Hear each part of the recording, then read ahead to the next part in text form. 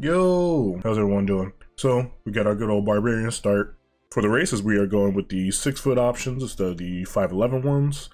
Mainly because we don't want to get thrown around. You can pick whatever race that you want. I lean towards the wood half elf as well as the elf, and then half orc for the melee crit options, which work out pretty well. But you can pick whatever you want. There's a lot of good benefits to a lot of these other races, and it doesn't make or break the build at all. But if you are running solo, I really do like having elf, half elf, or drow in order to get the Fey ancestry, which prevents you from going to sleep, which is a big thing inside this game when you're, trying to destroy the Oompa Loompa goblin camp, or when you're fighting just anybody with a robe on, they're probably gonna try to put you to sleep. So for your background and skills, you can pick what you want. I do recommend having something with athletics because it does affect your pushing and shoving in the game. But other than that, do what you want with it. Here's our ability sheet. Good strength, which we'll end up switching up a little bit later, but this is our starting point. Decent constitution, and some wisdom to try to avoid those wisdom throws, and our guy is not the smartest or the most charismatic, he just yells and hits things, which is what we want to do. So Barbarian is good for the build for a couple specific reasons, and we're going to hop into the damage and how the different things like rage amplify the damage. But first I just want to show you this cool little trick they can do. So you see that we have no rage charges at all. So what we're going to do is head over to the boy withers, or girl thing, it. Then we are going to go ahead and respec. We pick fighter first, and then we go all the way up to barbarian, or you can pick whatever your other class is first and then go all the way up to barbarian. So you see that we get our rage charges back like that, and we have a superior number for our HP total.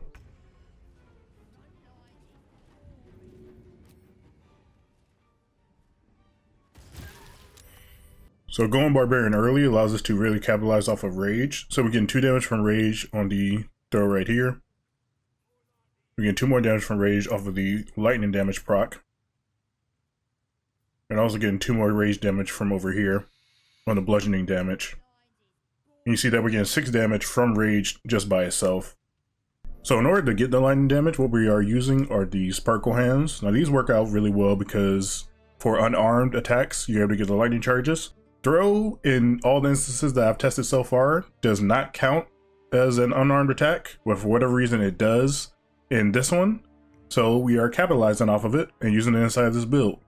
So this works out well in tandem with the Lifebringer. So each throw that we're doing, we're getting 3 temporary hit points. And if you're using something like Warden Bond off of good old Shadowheart, it's going to allow you to be a tanky barbarian. So another factor to take into consideration for throwing weapons is the weight. So the weight and the distance that you end up throwing will give you something called crushing damage. And you see here we got 7 damage from that factor right there. This is a level 4 barbarian. And within 1 throw, we did 34 damage without a crit. So inside the goblin camp, you got Grat the Trader. And you can scoop up the good old Returning Pike from here. This is really good because when you throw out the weapon, it comes back to you. You want to be using weapons with the thrown modifier. So these are the different options that you can play around with in terms of those thrown weapons if you don't want to play around with the pike. In Druid Grove, there are a bunch of really good vendors. One of them being our best friend, Aaron. I should speak up. This individual doesn't seem particularly fond of you. So if you want to be able to carry a bit more, there's something called the Chest of Mundane inside the Arcane Tower. Now you can put your item inside of here and it ends up as a cup, bowl, spoon, or fork. And, because on the weight a good bit. So if you want to carry like a whole bunch of javelins or something with you. One of the more fun ways to use the Chest of the Mundane is actually to stuff it with barrels. So you can see the weight is 56. This cup right here is a barrel. And if you look at it, I think it's 40 pounds. So this cup is a barrel. This spoon is a barrel. And really you can keep anything in here and lower down the weight, which is pretty cool. Also in Druid Grove, you have Auntie Ethel, which is going to be pretty big for this run.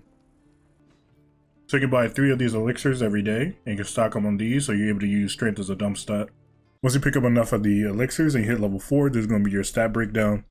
And then what you want to go ahead and do is pick up that Tavern Brawler, which is going to amplify our damage as well as our attack roll a whole lot.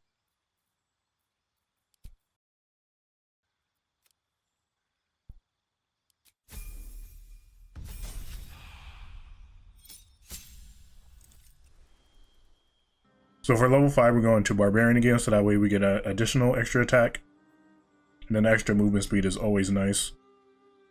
So for level 6, it gets a little bit interesting, because you can play around with extra points in Barbarian, which of course is really good for the rage charge, as well as being able to avoid being charmed and frightened when you are enraged. Another cool option to play around with is going into Fighter. This is going to give you the ability to go into defense, which is going to give you more AC, so you're going to get hit even less, which is pretty nice.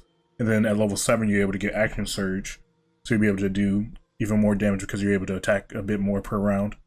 And then Ranger is also another good option. So just like with Fighter, it unlocks your ability to wear heavy armor if you do go with a Ranger Knight. Then you can also change your Natural Explorer to one of the damage resistances, so that way you're able to be nice and bulky in those elemental departments as well as those physical ones when you are enraging. But one thing to keep in mind, when you are wearing that heavy armor, you are not going to get that 3 meters of additional distance from the level 5 perk from the Berserker.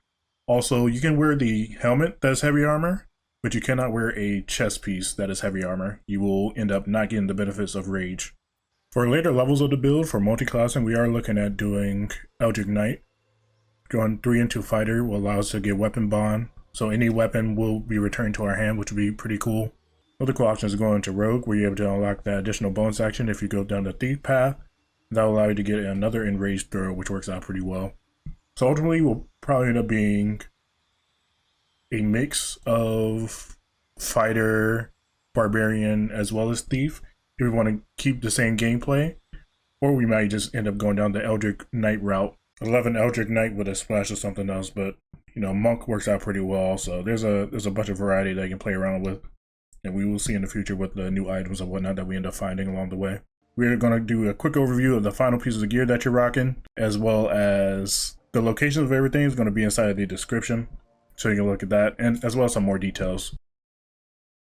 So we got our Barbarian, this is level 6. We picked up the nice old boon from Ethel, or Auntie, whatever you want to call her.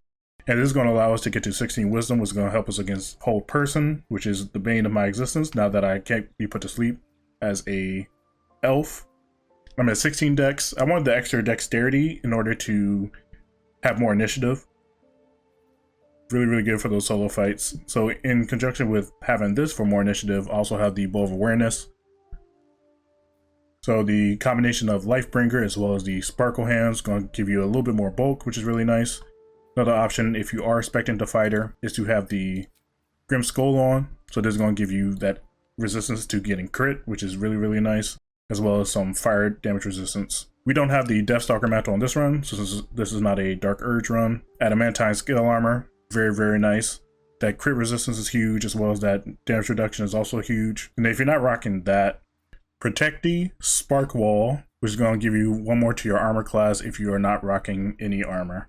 So this is really nice because you get the armor charge. Just works out with the whole build. And for our boost, we are rocking the Nightwalkers. These are nice for the Misty Step to allow you to get up to really, really high spots, which means you're going to be able to throw from a higher range and do more damage off of that, as well as be pretty safe. These boots are solid as well. Also, these boots, these aren't too bad either. For the gloves, these bracers are pretty nice when you aren't running good old armor or the shield. These are cool for a little bit as well. And then these also provide you with a cool little bit of damage. These I wasn't the biggest fan of when I was using them, because the fight was already over by the time my rage ended. For the necklace, we have the Misty Step. This is the same thing as the boots. Unfortunately, the added damage from Broodmother's Revenge does not give the damage increase for the throw, but this can be okay. It's not a terrible option. So we're rocking the Caustic Band. This 2 damage does work on throws and everything else that we end up doing. And then we have the Ring of Flinging for that 1d4. And of course, our nice and trusty Returning Pike. There's some other decent rings like the Ring of Poison Resistance, the Sparkswall for some lightning damage resistance, and also the Whispering Promise, which gives you some more bonuses on your attack rolls as well as saving throws. But that is all for your boy. I appreciate you for watching. If you have any questions about anything, go ahead and let me know. I'll be in the comments answering those. And we'll keep this build updated. We'll end up doing another video for when we get into Act 2 and grind that out and find everything. Thank you again. Adios.